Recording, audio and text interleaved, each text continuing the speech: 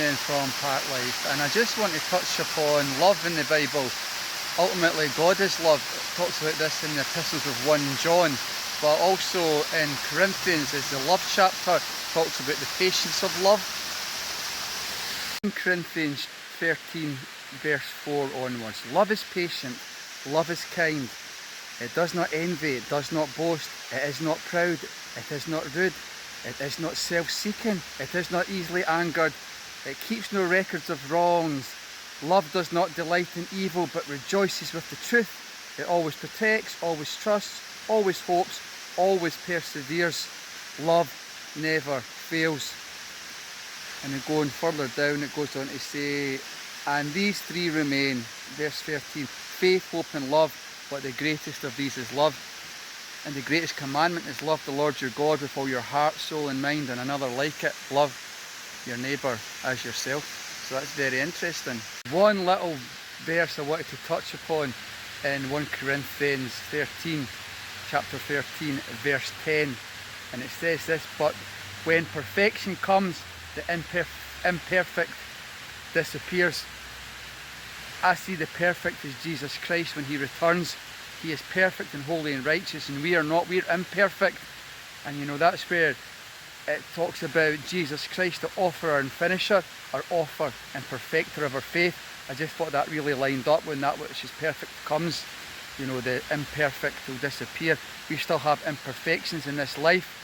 You know, we're going to go on to do a correlation with the love chapter and the fruit of the spirits, with again that love and peace and patience and self-control. Flipped over to Galatians, which is going to touch on the fruit of the spirit in chapter 5. But in chapter 5 it also talks about this loving your neighbour.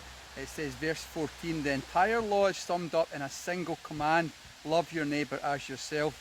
Going on to say, if you keep on biting and devouring each other, watch out or you will be destroyed by each other.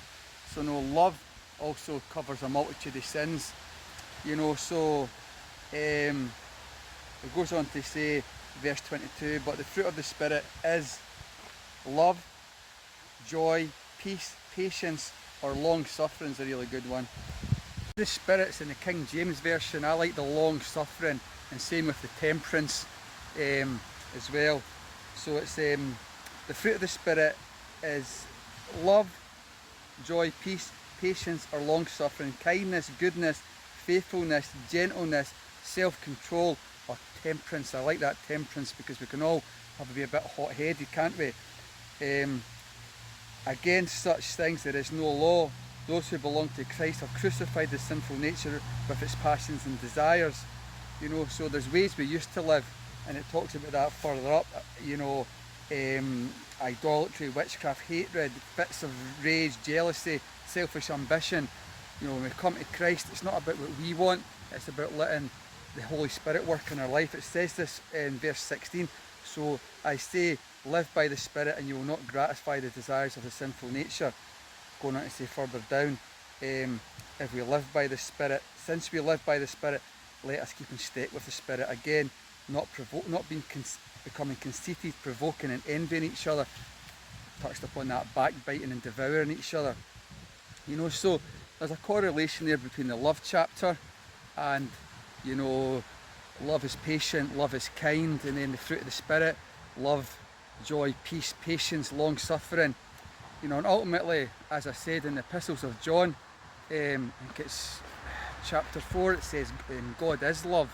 Epistles of John, first epistles chapter 4 verse 16 says this, and so we know and rely on the love God has for us. God is love. Whoever lives in love lives in God and God in him. In this way love is made complete among us, so that we will have confidence on the day of judgment. You know, and there's a bit further down that I think is really interesting in regards to, again, the anger and certain ways we conduct ourselves. We must be very careful to have that love of God, the love of Christ in us.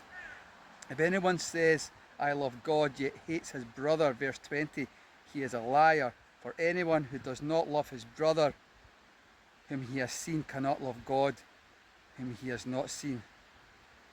And he has given us this command, whoever loves God must also love his brother. So this love, it covers so much, doesn't it? The love of God, the love of Christ. For God so loved the world that he gave his one and only begotten Son, that whosoever shall believe in him shall not perish but have everlasting life. But if we claim to say that we love God and the love of Christ dwells in us, and we're hating our brother, it says we're a liar. Whoever loves God must also love his brother. And as I've said in the love chapter, love is patient. It doesn't keep a record of wrongs. It doesn't always demand its own way. So in our Christian walk, we must be very careful not to be overwhelming, backbiting, and it goes on to say in Galatians, devouring each other. Again, it's that correlation with the fruit of the spirits, the love and the long suffering with each other. So just thought I'd put that little word together. Might speak to someone. Anyway, take care and God bless.